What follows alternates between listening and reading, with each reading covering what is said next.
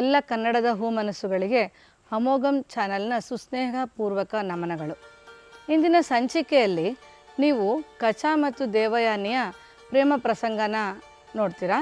ಮತ್ತು ಯಯಾತಿಗೆ ಹೇಗೆ ಶಾಪ ಕೊಡ್ತಾರೆ, ಆ ಶಾಪದಿಂದ ಅವನಿಗೆ ಹೇಗೆ ವೃದ್ಧಾಪ್ಯ ಬರುತ್ತೆ ಅನ್ನೋದನ್ನು ನೋಡ್ತೀರಾ. ನವಮಾಯನದಲ್ಲಿ ದೇವಯಾನಿ ಮತ್ತು ಶರ್ಮಿಷ್ಠೆಯ ಜೊತೆ ಯಯಾತಿ ಹೇಗೆ ಸಂಸಾರ ಮಾಡ್ತಾನೆ ಅಂತ ಹೇಳ್ತಾ ಇದ್ದಾರೆ. ದೇವಯಾನಿ ವೈಭವದ ಅಂತಃಪುರದಲ್ಲಿ ಅರಮನೆಯಲ್ಲಿದ್ದಾಳೆ. ಯಯಾತಿ ಹೂವು ಲತೆಗಳ ಅಶೋಕವನದಲ್ಲಿ ಮನೆ ಕಟ್ಟಿಸಿ ಶರ್ಮಿಷ್ಠೆಗೆ ಕೊಟ್ಟಿದ್ದಾನೆ. ಅವನಿಗೆ ಶರ್ಮಿಷ್ಠೆಯ ಮೇಲೆ ಮನಸ್ಸಾದರೂ ಮುಟ್ಟಕ್ಕೆ ಭಯ. ದೇವಯಾನಿಗೆ ಮಗುವಾಗುತ್ತೆ. ಶರ್ಮಿಷ್ಠೆ ಮಹಾರಾಜನ ದೂರದಿಂದಲೇ ನೋಡ್ತಾ ಅವನಿಗಾಗಿ ಪರಿತಪಿಸ್ತಾ ಇರ್ತಾಳೆ. ಲೋಕವೆಲ್ಲ ಸಂಭ್ರಮಿಸುತ್ತಿದೆ, ಯಾಕೆ ನನಗೀ ಶಿಕ್ಷೆ? ಗೆಳತಿಯು ನೂಕಿದಳು ತಳವಿರದ ಬಾವಿಗೆ ಸಾವು ಬರುವ ತನಕ ಅಂತ ಗೋಳಾಡ್ತಾಳೆ.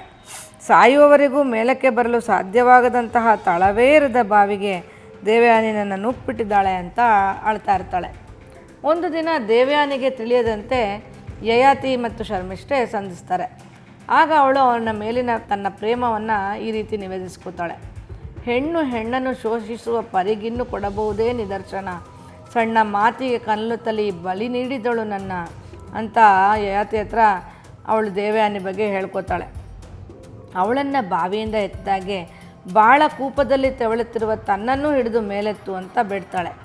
ಆಗ ಸುಮನೋ ಬಾಣನೆಂಬ ಸಖನಿಗೆ ಬಿಟ್ಟು ಇನ್ನಾರಿಗೂ ಗೊತ್ತಾಗದಂತೆ ಅವಳ ಜೊತೆ ಸಂಸಾರ ಮಾಡೋಕ್ಕೆ ಯಯಾತಿ ನಿರ್ಧರಿಸ್ತಾನೆ. ಅವನಿಗೆ ಮೊದಲಿಂದನೂ ಶರ್ಮಿಷ್ಠೆಯ ಮೇಲೆ ತುಂಬ ಪ್ರೀತಿ ಇರುತ್ತೆ. ರಾಜ ಹೇಳ್ತಾನೆ, ದೇವಯಾನಿ ಅಹಂಕಾರಕ್ಕೆ ಸಾಕಾಗಿ ಹೋಗಿದೆ, ನಿಜಕ್ಕೂ ನೀನು ಅವಳನ್ನ ತಳ್ಳಿದ್ಯಾ? ನೀನು ಇಷ್ಟು ಸೌಮ್ಯಳು ಅಂತ ಪ್ರಶ್ನಿಸಿದಾಗ ಶರ್ಮಿಷ್ಠೆ ಹಿಂದೆ ಅವರ ಬಾಲ್ಯದಲ್ಲಿ ನಡೆದ ಕಥೆಯನ್ನು ರಾಜನಿಗೆ ಹೇಳ್ತಾಳೆ. ದೇವಗುರುವಿನ ಮಗ ಕಚ ಸಂಜೀವಿನಿ ವಿದ್ಯೆಯನ್ನು ಕಲಿಯೋ ಸಲುವಾಗಿ ಶುಕ್ರಾಚಾರ್ಯರ ಹತ್ರ ಶಿಷ್ಯನಾಗಿ ಬರ್ತಾನೆ. ಅಲ್ಲಿ ದೇವಯಾನಿ ಮತ್ತು ಕಚ ಇಬ್ಬರು ಸ್ನೇಹಿತರಾಗ್ತಾರೆ. ಆಗ ರಾಕ್ಷಸರು ಕಚನ್ನ ಕೊಂದುಬಿಡ್ತಾರೆ. ದೇವಯಾನಿ ಅವನ ದಾರಿ ಕಾಯ್ತಾ ಇರ್ತಾಳೆ. ಅವನು ಬರದೇ ಇದ್ದಾಗ ತಂದೆ ಹತ್ರ ವಿಷಯ ತಿಳಿಸ್ತಾಳೆ. ತಂದೆ ಹತ್ರ ವಿಷಯ ಹೇಳಿದಾಗ ಶುಕ್ರಾಚಾರ್ಯ ತನ್ನ ಮಂತ್ರಬಲದಿಂದ ಕಚನನ್ನು ಮತ್ತೆ ಬದುಕಿಸ್ತಾನೆ. ಕಚನು ಹಗೆತನವ ಸಾಧಿಸಿದರಲೇ ಬಲು ಬಗೆಯ ಮತ್ಸರದಲ್ಲಿ ಧನುಜರು ಸಿಗಿದು ಸೀಳಿದರೆನ್ನ ನಾಯಿಗಳಿಗೆಸೆದು ಗಹಗಹಿಸಿ ಅಂತ ತನ್ನನ್ನು ಕೊಂದು ನಾಯಿಗಳಿಗೆ ತುಂಡು ತುಂಡು ಮಾಡಿ ಎಸೆದ್ರು ಅಂತ ವಿವರಿಸ್ತಾನೆ. ಎರಡನೇ ಬಾರಿ ಏನು ಮಾಡ್ತಾರೆ, ಅವನು ಬದುಕು ಬಂದಲ್ಲ ಅಂತ ಅವನ್ನ ಕೊಂದು ಸಮುದ್ರಕ್ಕೆ ಎಸ್ಬಿಡ್ತಾರೆ. ಪುನಃ ಅವನ್ನ ಗುರುವೇ ಬದುಕಿಸ್ತಾನೆ. ಮೂರನೇ ಬಾರಿ ಇವನು ಏನು ಮಾಡಿದ್ರೂ ಗುರು ಬದುಕಿಸ್ತಿದ್ದಾನಲ್ಲ ಅಂತ ಅವನನ್ನು ಕೊಂದು ಸುಟ್ಟು ಹಾಕಿ ರಾಕ್ಷಸರು ಆ ಭಸ್ಮವನ್ನು ಶುಕ್ರಾಚಾರ್ಯರಿಗೆ ಕುಡಿಸ್ಬಿಡ್ತಾರಂತೆ. ಆಗ ಅವನಿಗೆ ಸಂಜೀವಿನಿ ವಿದ್ಯೆಯನ್ನು ಶುಕ್ರಾಚಾರ್ಯರು ಹೇಳ್ಕೊಡ್ತಾರೆ. ಕಚನು ಗುರುವಿನ ಹೊಟ್ಟೆಯಿಂದ ಹೊರಬಂದು ತಾನು ಕಲಿತ ಮಂತ್ರದಿಂದ ಸತ್ತ ಗುರುಗಳನ್ನ ಬದುಕಿಸ್ತಾನೆ. ಹೀಗೆ ಗುರು ಶಿಷ್ಯರು ಅತ್ಯಂತ ಆಪ್ತರಾಗಿರ್ತಾರೆ. ದೇವಯಾನಿಗೆ ಕಚನ ಮೇಲೆ ಪ್ರೀತಿ ಉಂಟಾಗುತ್ತೆ. ಆಗ ಅವಳು ಕಚನನ್ನು ನನ್ನ ಮದುವೆ ಆಗು ಅಂತ ಕೋರ್ತಾಳೆ. ಕಚ ಆವಾಗ, ಯಾವ ಶುಕ್ರನ ಕಾಯದಿಂದಲೇ ದೇವಿ ನೀ ಜನಿಸಿದೆಯೋ ಹಾಗೆಯೇ ದೈವದಾಟದೆ ನಾನೂ ಸೇರಿದೆ ಕಾಲವಶದಿಂದ. ಪಾವನವೂ ಬದುಕಾಯಿತು, ಸೋದರ ಜೀವವಿದು, ಸೋದರಿಯು ನೀ, ಬರೀ ಭಾವ ಬಂಧವಿದ್ದಲ್ಲ ಕೇಳ ಜೀವ ಸಂಬಂಧ ಅಂತ ಅವಳನ್ನ ಸೋದರಿ ಅಂತ ಅಂತಾನೆ. ಆದರೆ ಅವನು ತನ್ನನ್ನು ಮದುವೆ ಆಗಲು ತಿರಸ್ಕರಿಸಿದಾಗ ಅವನು ಕಲಿತ ವಿದ್ಯೆ ಅವನಿಗೆ ಫಲಿಸದೇ ಹೋಗಲಿ ಅಂತ ಅವಳು ಶಾಪ ಕೊಡ್ತಾಳೆ. ಆಗ ಅವನು ಬಿಟ್ಟು ಹೋದ್ಮೇಲೆ ದೇವಯಾನಿ ಹುಚ್ಚಿಡ್ದಂಗೆ ಆಡ್ತಾಳೆ. ಯಾವಾಗಲೂ ರಾಕ್ಷಸರನ್ನ ಬೈತಾನೆ ಇರ್ತಾಳೆ. ರಾಕ್ಷಸರ ಮೇಲೆ ಅವಳಿಗೆ ದ್ವೇಷ ಶುರುವಾಗ್ಬಿಡುತ್ತೆ. ಶರ್ಮಿಷ್ಠೆ ಅವಳು ತನಗೆ ಕೊಟ್ಟ ಹಿಂಸೆನೆಲ್ಲ ರಾಜನ ಹತ್ರ ಹೇಳ್ಕೊತಾಳೆ. ಪಕ್ಕದಲ್ಲೇ ಸದಾ ಕುಳಿತು ಚುಚ್ಚುತ್ತಾ ಇದ್ದಾಗ ಶರ್ಮಿಷ್ಠೆಗೆ ಬೇಜಾರಾಗುತ್ತೆ. ಮನದ ಸಂಯಮ ಕಳೆದವಳು ಬರೀ ಒಣಗಿದ್ದನ್ನವ ತಿನ್ನುವ ನೀನೋ, ವನದ ಮೊಲ ಜಿಂಕೆಗಳ ತಿಂಬುವ ಧನುಜೆ ನಾನೋ ಪೇಳ್ ಅಂತ ಕೇಳ್ತಾಳೆ. ಹೀಗೆ ಒಬ್ಬರನ್ನೊಬ್ಬರು ದೂಷಿಸ್ತಿದ್ದಾಗ ಶರ್ಮಿಷ್ಠೆ ಕೋಪ ಮಾಡಿಕೊಂಡು ದೇವಯಾನಿಯನ್ನು ನೂಕಿರ್ತಾಳೆ. ಆದರೆ ಅವಳನ್ನ ಬಾವಿಗೆ ತಳ್ಳೋ ಉದ್ದೇಶ ಏನು ಅವಳಿಗಿರಲ್ಲ. ಗೆಳತಿ ಕಾಣದಿರುವಾಗ ಮನೆಗೆ ಬಂದರೂ ಅವಳ ಬಗ್ಗೆನೇ ಚಿಂತಿಸ್ತಾ ಇರ್ತಾಳೆ. ಕೊನೆಗೆ ಯಯಾತಿ ಅವಳನ್ನ ಉಳಿಸಿದ ವಿಷಯ ಗೊತ್ತಾಗುತ್ತೆ. ಆಗ ದೇವಯಾನಿ ತನ್ನನ್ನು ದಾಸಿ ಆಗಬೇಕು ಅಂತ ಹಠ ಹಿಡಿದಾಗ ಶರ್ಮಿಷ್ಠೆ 100,000 ಜನಗಳೊಳಿತಿಗೆ ಸೂರೆ ಹೋಗಲಿ ನನ್ನ ಸೌಖ್ಯವು, ಚಾಗದ ಸಾರ ಸುಖವೇ ಸುಖವು, ತೃಪ್ತಿಯ ಬದುಕೆ ಸಾಕೆನೆಗೆ ಅಂತ ನಿರ್ಧರಿಸ್ತಾಳೆ. ಮಾತಿನಿಂದಲೇ ಚಿತ್ರಹಿಂಸೆ ಮಾಡಿದ್ರು ದೇವಯಾನಿಯ ಚಿತ್ರಹಿಂಸೆನ ಅನುಭವಿಸ್ತಾ ದಾಸಿಯಾಗಿಯೇ ಬದುಕ್ತೀನಿ ಅಂತ ಒಂದು ಮಹತ್ವ ನಿರ್ಧಾರವನ್ನು ಕೈಗೊಳ್ತಾಳೆ. ಹೀಗೆ ಎಲ್ಲ ವಿಷಯಗಳನ್ನ ಯಯಾತಿ ಬಳಿ ಹೇಳ್ಕೊಂಡಾಗ ಯಯಾತಿನೂ ದೇವಯಾನಿಯನ್ನು ನೋಡೋ ಮೊದಲು ನಿನ್ನದೇ ಚಿತ್ರ ಇತ್ತು ಮನದಲ್ಲಿ ಅಂತ ಅವಳ ಮೇಲಿನ ಪ್ರೀತಿನ ವ್ಯಕ್ತಪಡಿಸ್ತಾನೆ.